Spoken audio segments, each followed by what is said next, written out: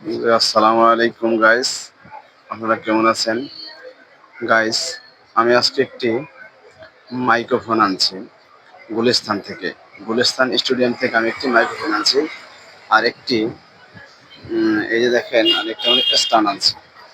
স্টান আর মাইক্রোফোনটা আমার দুটো মাত্র 1200 টাকা দাম।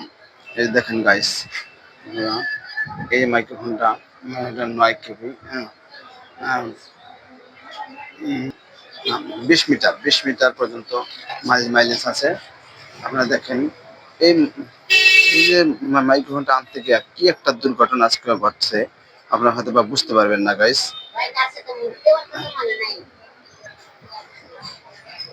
গাইস দেখেন, আজকে আমি গুলিস্তান জুতা কিনতে যাই। জুতা কিনতে গেলে মার্কেটের ভিতরে যখন আমি যাই, বিশেষ করে আপনারা তো জানেন যে বাইরে এই জুতাগুলি বিক্রি হয়। এই আমি যখন বাইরে যাই, এই জুতা কিনতে যাই, তখন একটি ছিনতাইকারী এসে আমার পকেটে আমার পকেটে হাত দিয়ে অলরেডি পকেটের চেন খুলে ফেলছেন। ইতির ভিতরে আমি যখন পিছনে হাত দেওয়ার সঙ্গে সে ওর হাতের সাথে আমার হাত বাড়ি খায়। আর ওই ওই আহ, আমার দিকে অন্য দিকে ঘুরছে। আমি বলতেছি, কি ব্যাপার, আমার আমার আমার পকেটে হাত দিলে কেন? ওই ওই বলতেছি, না, এই যে আমি আমি হাত দিলি তো, হ্যাঁ, কিছু না। এই বলে আস্তে আস্তে সে আমার কাছ থেকে কেটে পারলো। কিন্তু এমন মানুষের জামজট পড়ছে গাইস, আপনারা যাবেন। কারণ মার্কেটে গেলে, বিশেষ করে জুতার মার্কেট, আপনি প্যান্ট, শার্ট ইত্যাদি, এইসব মার্কেটে অবস্থা এমন, মাথা ঢুকাইতে পারি না।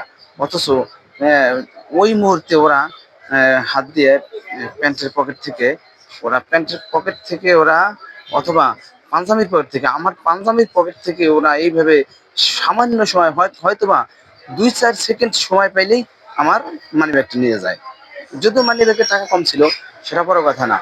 আমি কিন্তু অনেক চেষ্টা করছি, হুম, নিজেকে সেভ করার জন্য, কিন্তু এরপরও এই ফাঁকে ওরা এই কাজগুলি আসলে ওরা মার্কেটের ভিতরে করে থাকে। গাইস, আপনারা সবাই সতর্ক হবেন এইসব বিষয়। আপনারা কখনোই মার্কেটে গেলে কখনো অসতর্কতাভাবে আপনারা চলাফেরা করবেন না। কারণ আপনারা দেখেন, আজকে বর্তমান সমাজে বা বর্তমান কি পরিমাণে ছিনতাইকারী বাড়ছে, এই বিষয়গুলি আমাদের মাথায় রাখতে হবে গাইস।